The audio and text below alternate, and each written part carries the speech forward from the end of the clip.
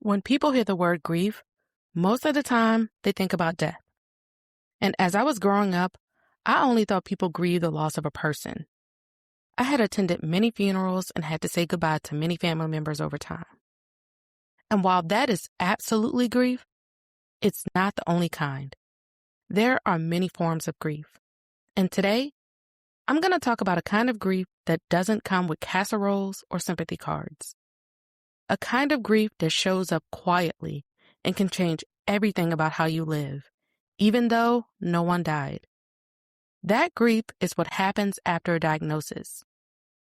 Today, we're talking about grief after a recent health diagnosis, and I want to say this very clearly. This is real grief. When life changes suddenly, when your sense of safety shifts, when the future you assume you were walking toward no longer looks the same. This episode is personal for me because recently my son was diagnosed with epilepsy at the age of 4. And while he is still here, still my child, and still himself, nothing about life feels the same as it did before that moment.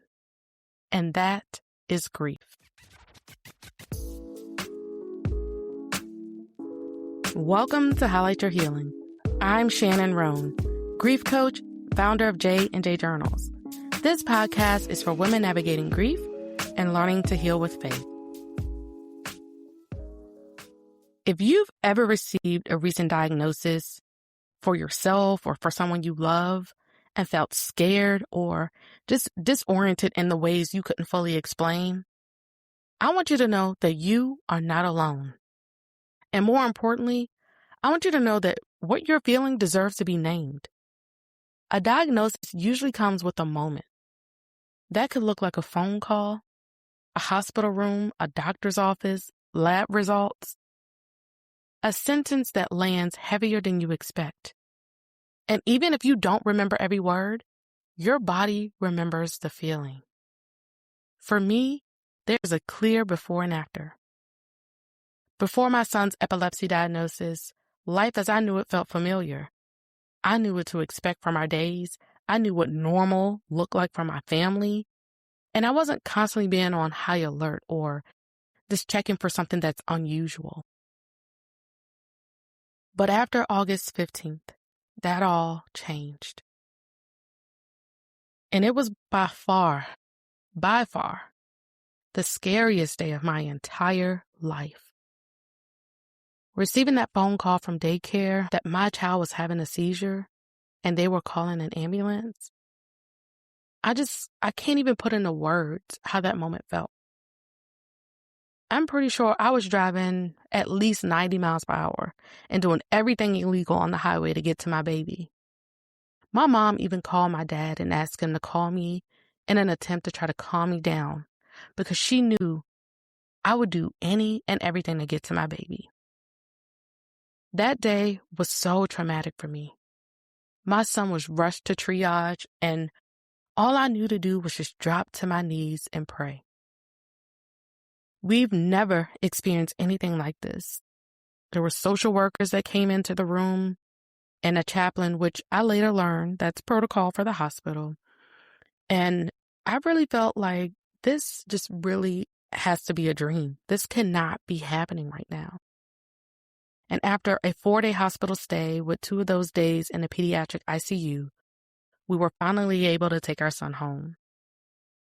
And suddenly, every day required more awareness, more planning, more caution. There were new questions, new responsibilities, and new fears that I didn't know how to turn off. And even though my child was still right in front of me, I felt like something had been taken. That loss is just so hard to explain to people who've never experienced it. Because no one died, but yet something ended. The version of life where we didn't have to think about medications, seizures, having an emergency plan, or even worst case scenario, that version is gone. And it's okay to grieve that. Grief after diagnosis doesn't always look like sadness at first. Often it can look like being in shock. You go into problem-solving mode, or you start researching, you start asking questions. and you start doing whatever it needs to be done. And somewhere in the middle of all of that, grief starts to sneak in.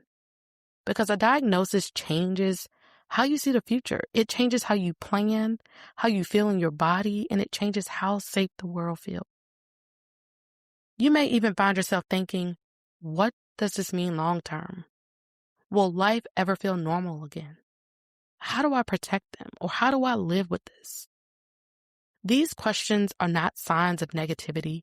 They are signs that your mind is trying to adjust to this new information.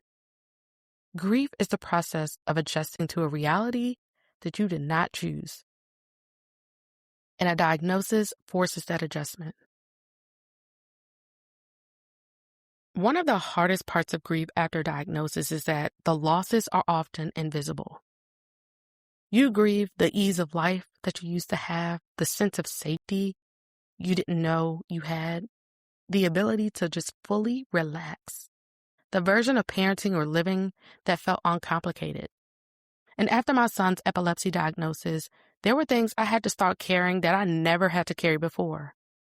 Emergency medicine, constant awareness of his body, questions about even what activities would be safe for him, thoughts about school, sleep, stress, and triggers. That constant alertness is exhausting. And even when things are stable, your body stays on guard. That is grief living in the nervous system. One of the loneliest parts of grief after a diagnosis is how misunderstood it can be. People, they may say things like, at least it's manageable, or at least you caught it early, or at least he's okay. And while those things may be true, they don't erase the grief. You can be grateful and grieving at the same time. You can be thankful for treatment and yet still mourn what changed. Grief is not ungratefulness. It is an honest response to loss. And when people minimize this kind of grief, even unintentionally, it can make you feel like you need to downplay what you're carrying. But you don't.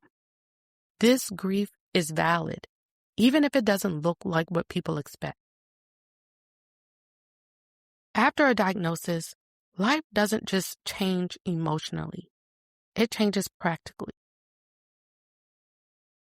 You could be grieving a diagnosis of diabetes, or maybe high blood pressure, cancer, lupus, or whatever it may be. You move differently through your day. You think differently about time. You notice things you never paid attention to before. For me, there's always a quiet check happening in the background. Is he okay right now? Did he sleep well? Do we have what we need if something happens? See, that constant awareness becomes a part of your life. And while you may adjust over time, that adjustment doesn't mean that the grief disappears. It means that you just learned how to carry it. Grief after diagnosis is not about being sad all the time. It's about living with a new layer of responsibility and uncertainty. And that can take a toll on you. Many parents and caregivers feel guilt about grieving after a diagnosis. They often think that they shouldn't feel this way, or that they just need to be strong, or I can't fall apart. But strength does not mean ignoring your feelings. And grieving does not mean that you love your child any less. It means that you care deeply about the life they're living and the challenges that they now face. There's no award for pretending that this doesn't affect you, okay?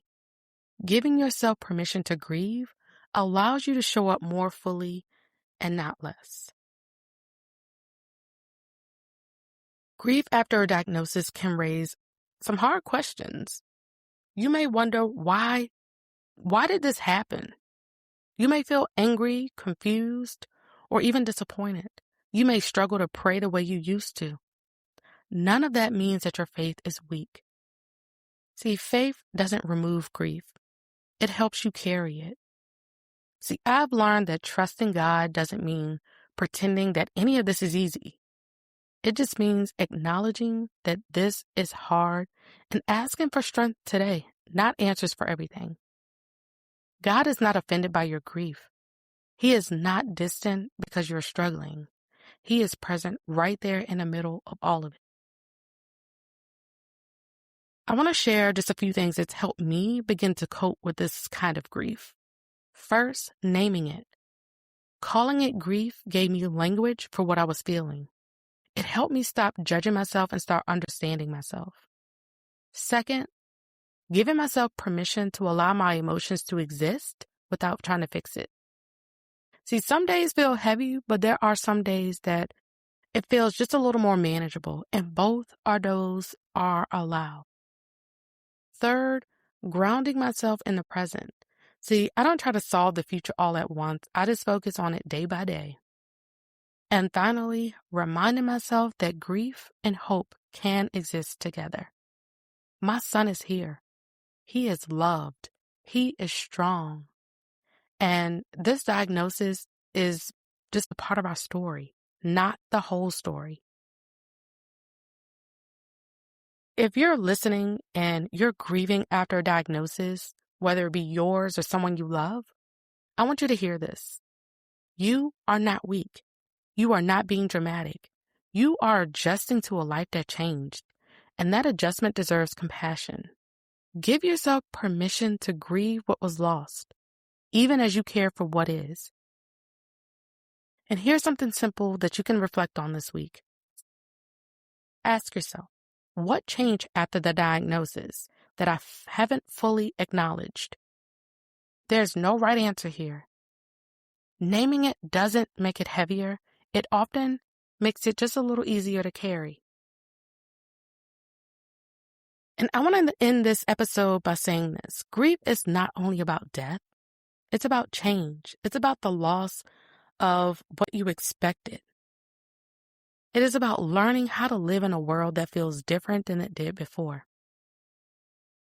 A diagnosis can bring all of that at once. And if you're walking through that kind of grief, you are not alone. You don't have to minimize it. You don't have to rush through it. You don't have to pretend that it doesn't affect you. Your grief is real. Your love is real. And your strength is not measured by how little you feel. Thank you for listening. And thank you for holding space for this conversation. If this episode spoke to you, follow the podcast and leave a review. It helps another woman find this space. And until next time, continue to highlight your healing.